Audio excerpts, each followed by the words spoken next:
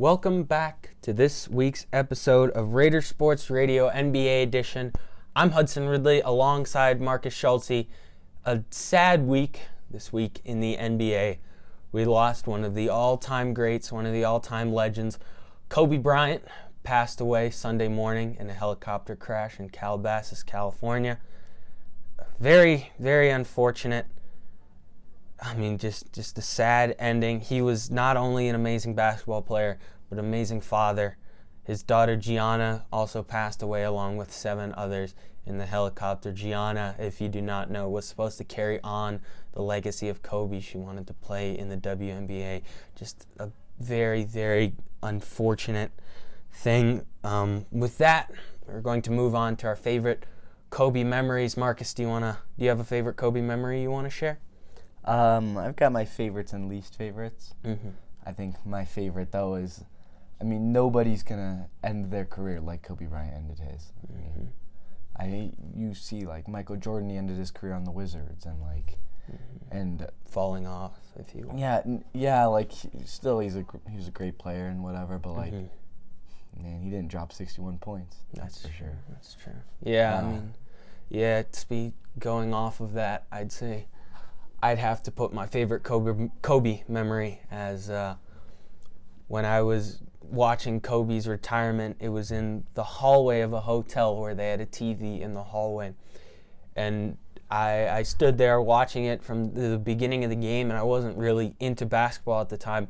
And a bunch of people gathered around me, and it was kind of a sense of community watching such a great player end his career. And that's really what got me into basketball, was just watching one of the best games, Kobe 60 points in his final game. Watching that was just amazing to see, and I'll truly, truly miss him. He was like you said, he was an outstanding player, but he's definitely a family man and somebody who impacted the basketball community like he will forever. And his daughter Gigi, of course, she wanted to go to the WNBA. If you can go on YouTube and watch some of her little highlights, I guess you call them. Mm-hmm. Was she in 8th grade? Was that it? Yeah, 7th or 8th grade. She did learn. She learned Kobe's turnaround jumper, which is always just so smooth. To see Gianna do that too it was really cool to know that she'd carry on the legacy. And around the league, other people were aware of that too. We saw a lot of Kobe tributes and some Gianna tributes. I'll start with the best Gianna tribute I saw was UConn women's basketball team, where she really wanted to play. That was one of her dreams, was to play for the UConn women's basketball team. They laid out a custom jersey for her with some flowers on a little spot on the bench for her. That's something that you just, it hits you hard, stuff like that, just to know that his daughter was going to carry on the legacy, and unfortunately she had to pass away. Other tributes, of course, the 8-second and 24-second violations were pretty big. Yeah, and then you can't forget, players changing their jersey numbers already. Spencer Dinwiddie, the first of them. Number 8 on the Nets. He'll be changing his number to 26. And other players are starting to as well. And then in order to honor Kobe, some players have thrown his number on their jersey for a game. Trae Young. Yeah, Trae Young did it. An important stat line from that night to honor Kobe. Him and Devin Booker both had their different ways of honoring Kobe, but they both combined for 81 points, which was Kobe's highest number of points he ever scored against the Raptors. These tributes keep pouring in. The Mavs will retire Kobe's number 24. Quinn Cook of the Lakers will combine Gianna Bryant's number 2 and Kobe Bryant's number 8.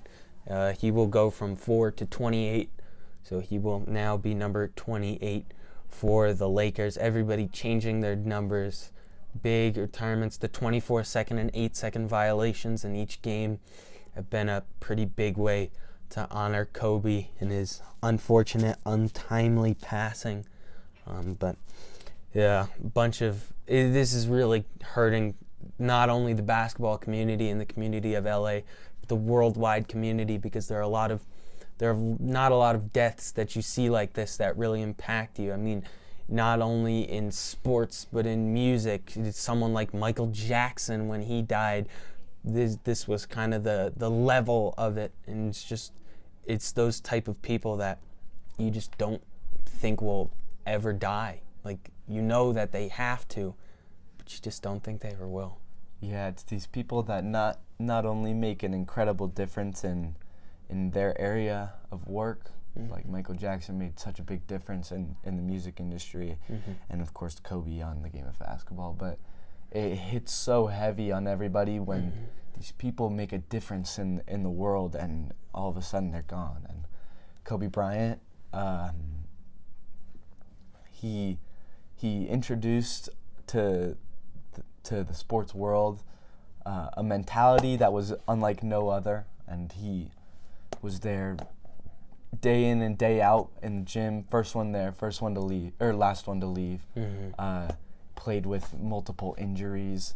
I mean, Kobe honestly had a mentality for the game of basketball and for life as a whole that no one else has been able to reach, in my opinion, ever. Yeah, some of the best Kobe stories that I can think of off the top of my head, shooting those 2 free throws when he tore his Achilles in a game against the Warriors.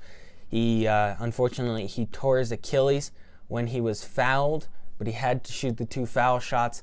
He stood up on his torn Achilles, walked to the line, hit both free throws, and left the game. That was one of my favorite stories about Kobe. The other one, when he was a young player in the league going up against Michael Jordan, Scottie Pippen had actually told Kobe Bryant to never look Michael Jordan in the eye. Never look him in the eye, or he's going to get going.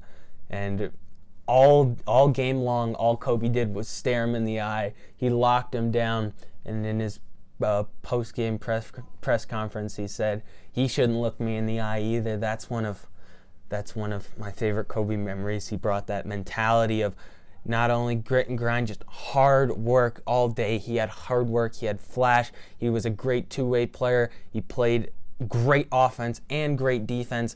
He was a carbon copy of Michael Jordan. I mean, absolutely insane, and he affected the world in so many other ways besides that. I mean, Michael Jordan, probably not the greatest person or father, but Kobe Bryant was an amazing father to his daughters, and they will surely be missed. Yeah, moving on, NBA actions in terms of Kobe. Although it's been pushed throughout the community, the NBA will not change their logo from Jerry West. I mean, I personally wish they would. I think it'd be cool. Definitely a cool way to honor Kobe and just show how much he's made a difference.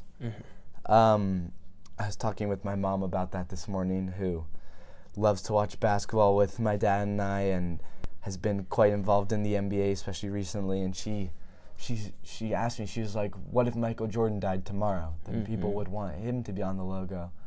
And it's a good point to bring up. I mean, a lot of people could potentially deserve that logo position, and I think the NBA has just decided we're not going to change it, keep it traditional. Otherwise, that's everything we have to say about Kobe. I mean, and a tremendous player, tremendous athlete, but beyond the game of basketball, an amazing father, touched so many lives, inspired so many people to go pursue their passions, not only within the game of basketball, but also outside of it, winning an Oscar after he retired for the soundtrack of Dear Basketball. I mean, he pursued so many goals, and he made them all work, and advocating, of course, for women's basketball because of his 4 daughters.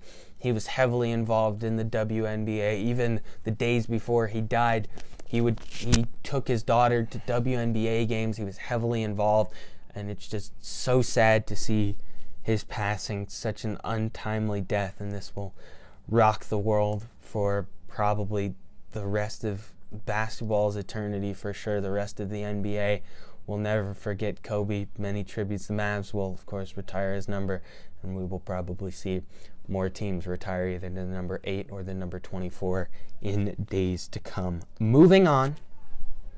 Big stat lines from around the NBA this week. A little bit of a lighter tone here. Chris Middleton dropping 51 points, picking up some of the slack that Giannis maybe left a big hole for Chris Middleton to go get it.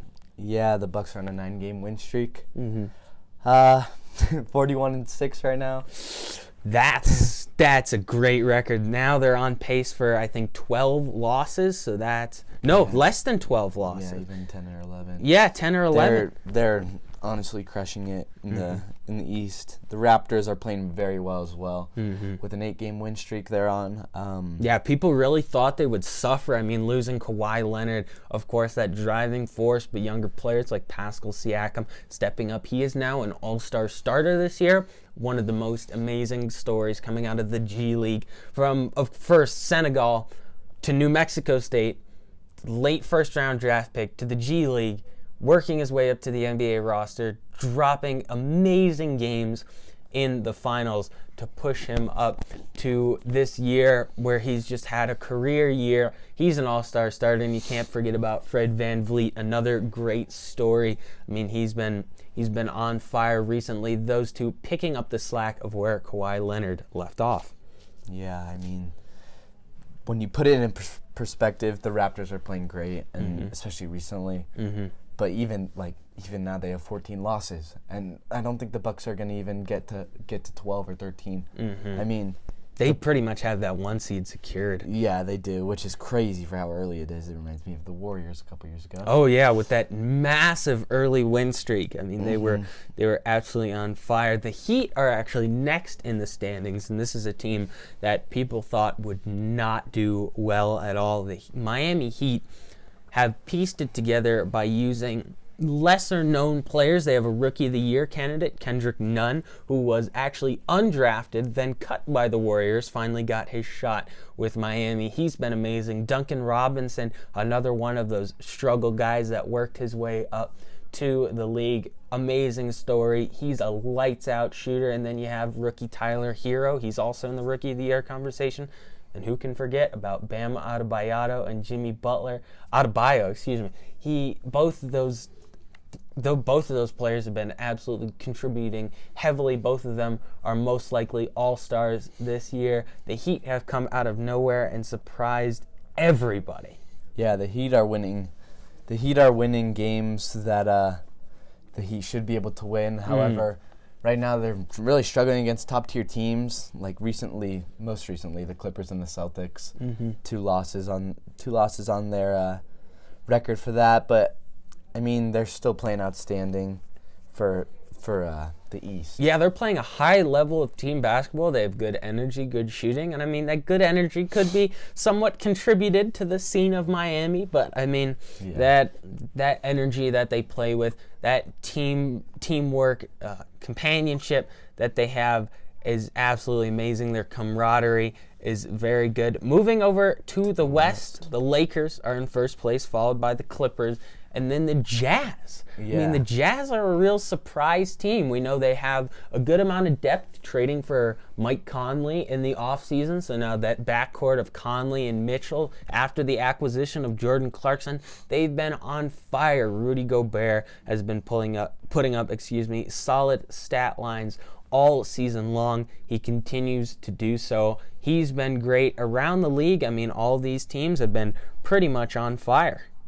Yeah, I mean, the Clippers are 3.5 games behind the Lakers, so the Lakers are still taking the commanding lead in the West. Again, the Jazz are playing great. They're only a half game back from the Clippers. I mean, they can honestly one night and the Jazz are in second place in the West. Exactly. Something I wouldn't necessarily think to happen. The race for the 8 and 7 seed in the West is getting kind of crazy. While you got the Spurs, you got the Trailblazers, the Pelicans, the Grizzlies. All of those teams can take the 8 seed, but you can't forget about OKC, a team we thought would be possibly finishing last in the league. Shai Gilgeous-Alexander, CP3, stepping up, keeping them in playoff contention, surprisingly, once it's rolled around to this far in the season. And the Pelicans, they have the easiest schedule left in the entire NBA. Zion Williamson stepping up, having good minutes, playing well. Lonzo Ball doing the same. Brandon Ingram, if he can just get back into that groove. Look for the Pelicans late in the season to be very good. We have one more thing for you guys today on the NBA side, just entire NBA before we flip to Nuggets. Joel Embiid, he's back. Yep. And that changes a lot in the playoff picture in the East. He struggled with injuries, but how do you see this playing out now that Joel Embiid is back, if he can stay healthy? I mean, I think the 76ers are a lot better with Joel Embiid, first of all. Yeah. I mean, he absolutely dominates in the paint, and he can run around too. Great on defense. However, I think that the Celtics are pretty hot right now. Mm-hmm. I think that if the 76ers are going to be able to overcome a team, it will be the Heat, if the Heat drop. Mm-hmm. But right now, I think that Joel Embiid is either going to be a pretty big help or just incredible kind of disappointment. Yeah. There's no really middle ground on this. I think he will provide enough for them to stay in their spot, but in the case of whether or not he'll provide enough to elevate them to a next level seed, I just don't see that happening. At the beginning of the year, they were my pick to get to the finals, but some team problems, especially Ben Simmons has been having some struggles. He has put up some nice games recently, but he's getting paid, $160 million, $170 million over 5-6 years just to be in a 6'10" Draymond Green. I mean, it's not ideal if you're the 76ers. You need another piece to that puzzle, and it seems like they've always, for the past 2 years, 3 years, have been one step away from getting that spot. Now, we switch it from the entire NBA for our more local viewers now to the Nuggets section. I know, Marcus, you are a Nuggets super fan. What do you guys have coming up next? The Nuggets have a couple tough ones coming up. They play the Jazz tomorrow, who we just talked about. They're in third, potentially second soon. The Nuggets need the win against the Jazz tomorrow. However, Jamal Murray is still out, as well as Paul Millsap. Two big pieces to that puzzle, and maybe even their second and third best players. And then right after the Jazz game against the Bucks. Ooh, that's a tough stretch right there. Two teams that are hot. I don't see the Nuggets overcoming these injuries. If that happens, what seed are they in right now? They're in the fourth seed. Fourth seed, and who's right under them? The Rockets, but the Rockets are 3 games back. The Rockets are 3 games back, but the Rockets are kind of hot right now. I mean, they've been playing well. Eric Gordon, we forgot to mention this stat line.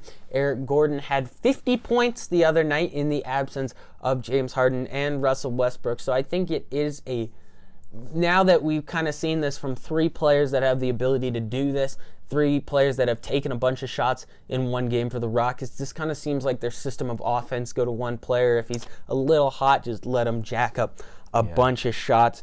I don't see that really working out well for them in the end, especially volume shooting. You live by the 3, you die by the 3. Against the Warriors, and I think it was 2018, 2017, they were nearly in the finals. I mean, they had it in their grasp, but then they went 1 for 17 in the fourth quarter on threes. I mean, missing that many threes is inexcusable. I mean, you live by it, you die by it.